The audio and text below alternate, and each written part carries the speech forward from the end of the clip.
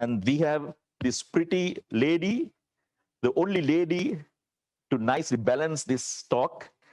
And we have Sajeewi Wickramadara Pigera. She's the child protection officer working at the National Child Protection Authority.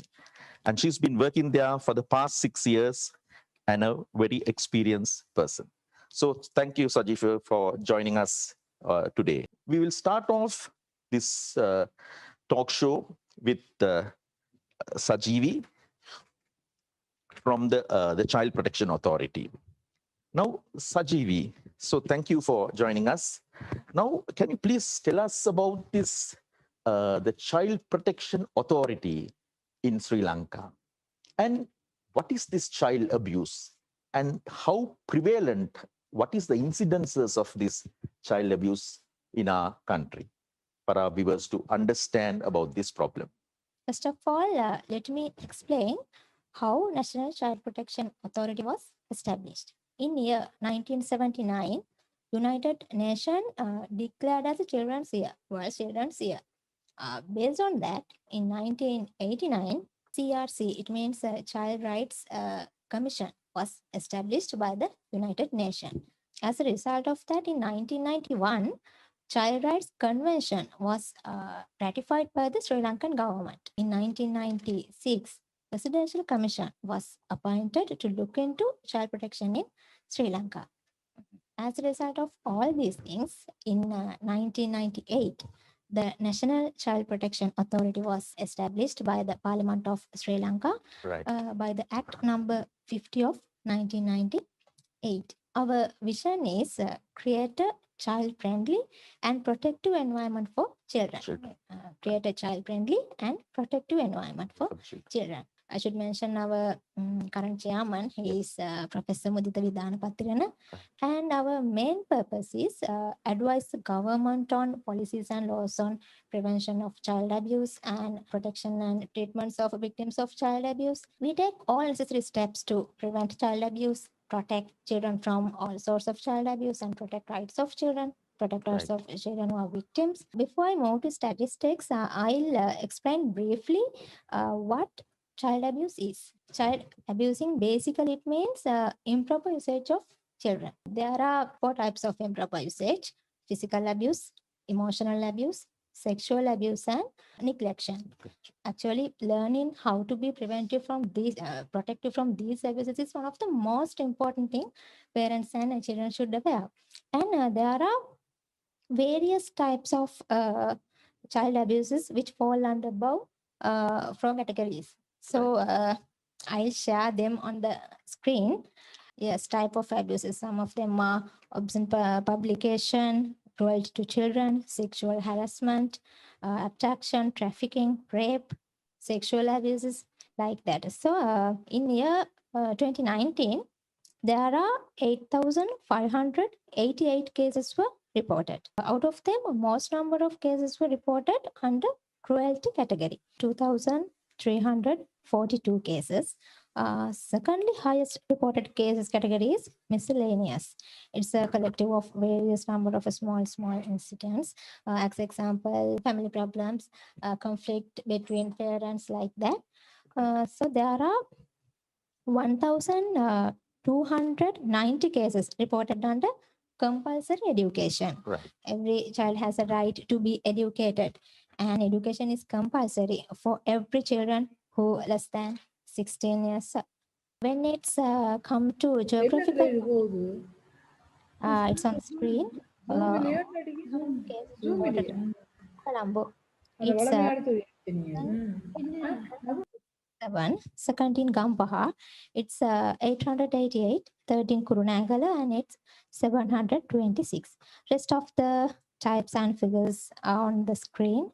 Even the numbers are shown like this. Percent of the cases are changed based on the population of respective district, and also it can be changed based on the education and the commitment towards children and society. So Sajeewi, what is this?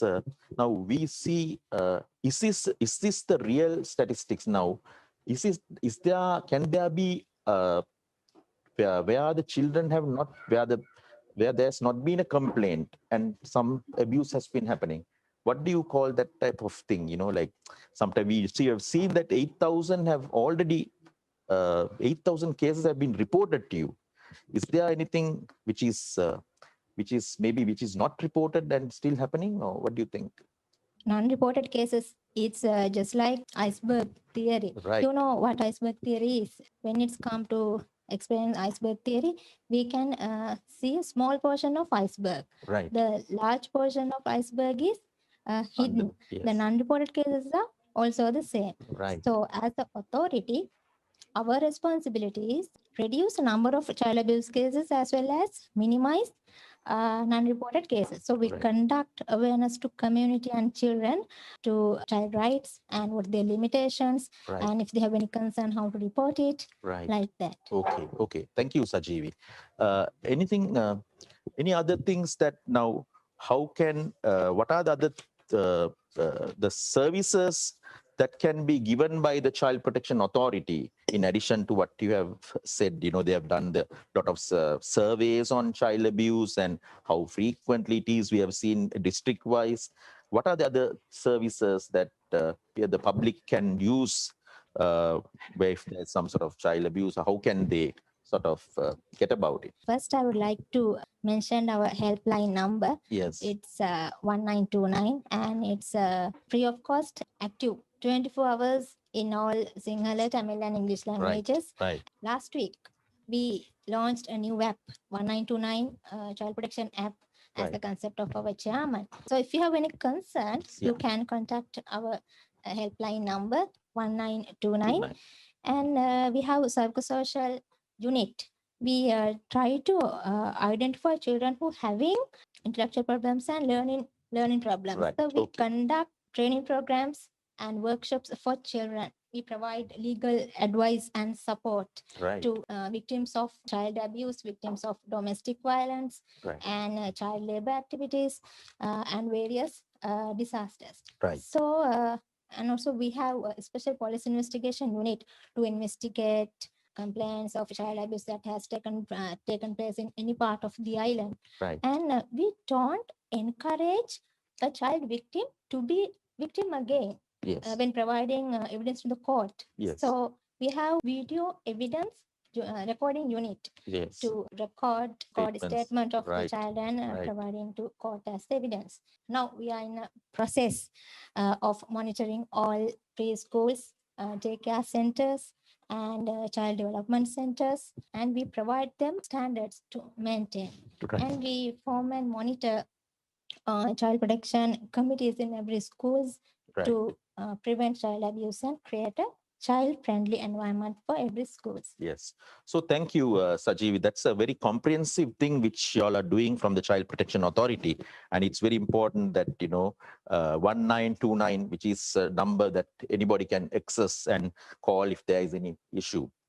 And I'm very happy about what you said about this iceberg phenomenon, where it's only a few, 8,000 cases is a large number. And that's only the tip of the iceberg. And the rest is so much, which is not reported, which is something we should be aware of. Thank you for bringing that into light.